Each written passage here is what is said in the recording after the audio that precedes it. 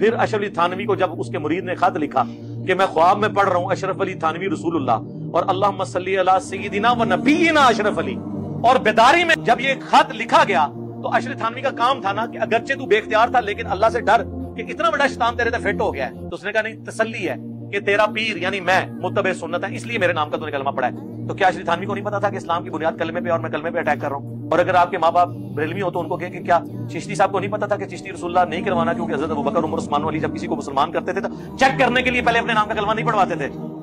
تو آپ کے ابے کیوں پڑھاتے رہے؟ نا آپ لوگوں کو پہلے اپنا اسلام ثابت کرنا ہوگا، پھر آپ لوگ ہم سے قرآن و حدیث میں بات کریں گے۔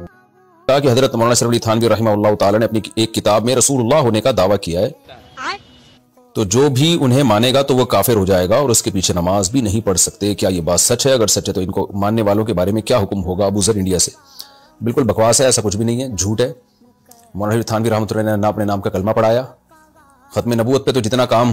علماء دیوبند نے کیا ہے اتنا تو شاید کسی نے نہیں کیا ہو، جنہوں نے بھی کیا انہوں نے پھر علماء دیوبند ہی کی کتابوں سے استفادہ کیا ہے۔ تو ہوا کیا تھا، ایک شخص کو خواب آیا تھا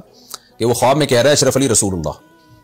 تو اس نے خواب کی تعبیر پوچھی تھی اور وہی خواب بیداری کی حالت میں بھی بے ساختہ اس کی زبان سے وہ الفاظ نکل رہے تھے اشرف علی رسول اللہ کے، لیکن اس میں بار بار وضاحت کی ہے کہ یہ یعنی بے اختیاری طور پر، کیونکہ خواب آیا ہے تو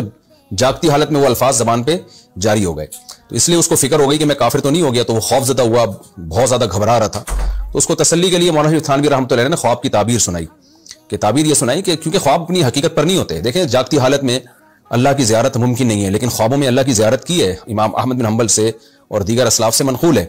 تو اب کوئی اس پہ قرآن کی آیت فٹ کرنا شروع کر دے کہ قرآن تو کہتا ہے تم اللہ کو دیکھ نہیں سکتے، لا تدرکہ الابصار، تو بھائی وہ خواب ہے نا، خواب تو حقیقت پر معمول تھوڑی ہوتا ہے۔ اسی طرح خواب میں لوگ زنا کر رہے ہوتے ہیں، ان پہ زنا کے حکام جاری نہیں ہوتے، ان کی بھی تعبیریں ہوتی ہیں۔ حدیث سے ایسی بہت ساری مثالیں دی تھیں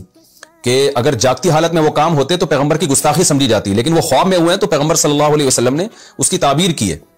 تو پورے ریفرنسز کے ساتھ میں نے اس بیان میں پوری ڈیٹیل بتائی تھی۔ تو خوابوں میں یا غیر اختیاری طور پر کسی کی زبان سے کچھ نکل جانا اور اس کو تسلی کے لیے خواب کی تعبیر یہ بتا دینا کہ تم اشرف علی یعنی جو تمہیں خواب آیا ہے تو یہ نبی صلی اللہ علیہ وسلم سے ہو سکتا ہے کہ یہ آپ کی سنت سے محبت کی دلیل ہو، تو خوابوں کی تعبیریں نکالی جاتی ہیں۔ تو مولانا اشرف تھانوی رحمۃ اللہ نے بھی اس کی تعبیر نکالی تھی۔ تو اپنے نام کا کلمہ سوال ہی پیدا نہیں ہوتا کہ وہ پڑھاتے، اور یہ تو بالکل ہی بچکانہ حرکتیں، اور ان چیزوں سے جو متاثر ہوتے ہیں وہ بھی بیوقوف ایک نمبر کے، جو اس قسم کی فضول چیزوں سے متاثر ہوتے ہیں۔ تو باقی رہا مسئلہ اختیاری کی حالت میں اگر ایسے کلمات زبان سے نکل جائیں تو وہ بھی میں نے بتایا تھا کہ حدیث سے بھی ثابت ہے۔ ایک شخص نے کہ اونٹنی گم گئی، ساری سواری گم گئی، جب وہ ملی ہے تو وہ کہنے لگا اے اللہ تو میرا بندہ میں تیرا خدا۔ حدیث میں آتا ہے اخطأ من شدت الفرح،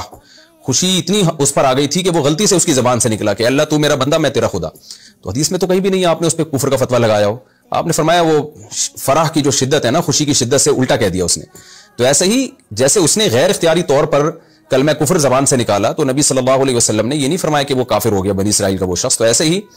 اس شخص کی زبان سے یہ الفاظ بے اختیاری میں نکلے ہیں، تو اس لیے مولانا اشرف تھانوی رحمۃ اللہ نے اس کو کافر ہونے کا فتویٰ نہیں لگایا، اور وہ خوفزدہ بھی ہے۔ اگر اس کا یہ عقیدہ ہوتا کہ اشرف علی رسول اللہ تو وہ خوفزدہ ہو کے تھوڑی، وہ تو خوشی خوشی بتاتا۔ تو یہ فضول قسم کے جو فسادی لوگ ہوتے ہیں نا، جن کا کام ہے امت میں لڑوانا اور کتابوں سے سیاق و سباق سے ہٹ کر باتوں کو پھیلا کے پروپیگنڈا کرنا، یہ ان لوگوں کا کام ہے۔ کبھی بھی پڑھے لکھے لوگ ان فضول باتوں سے متاثر نہیں ہوتے۔ باقی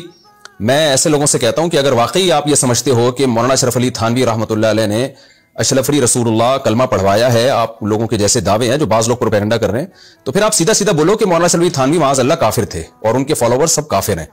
کیونکہ قادیانی بھی اسی وجہ سے کافر ہیں کہ وہ کلمہ پڑھتے ہیں مرزا غلام احمد قادیانی کے نام کا۔ تو اگر جو علماء دیوبند کے فالوورز ہیں وہ واقعی اگر اشرف علی تھانوی رسول اللہ کے قائل ہیں اور اس بات کو درست سمجھتے ہیں تو پھر وہ کافر ہیں۔ لیکن ایسے لوگ بیچ کی رائے اختیار کرتے ہیں، جب ان سے پوچھا جائے کہ کافر ہیں کہتے نہیں کافر نہیں ہے۔ تو کیوں کافر نہیں ہے بھائی؟ وہ کافر نہیں ہے تو پھر آپ کی نظر میں کیا تعویل ہے اس کی اشرف علی رسول اللہ کی؟ جو تعویل کر کے آپ ان کو کفر سے بچاتے ہو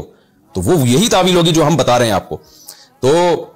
خواب کی حالت ہے، خواب کی حالت، تو خواب کی حالت میں جب کوئی ایسی کچھ بھی ہو جائے تو اس پہ کوئی فتویٰ نہیں لگتا، اور نہ مولانا اشرف تھانوی رحمۃ اللہ نے اس پہ راضی ہونے کا اظہار کیا کہ ہاں جی جو ہے یہ بالکل ٹھیک خواب آیا آپ کا اور آپ اسی کو اب دنیا میں اس کی پرچار کریں اور یہی کلمہ آپ کہا کریں۔ ایسا کچھ نہیں ہے، بلکہ اس خواب کی تعبیر نکالی، ایسی تعبیر جو قرآن و سنت سے متصادم نہ ہو، قرآن و سنت کے مطابق ہو۔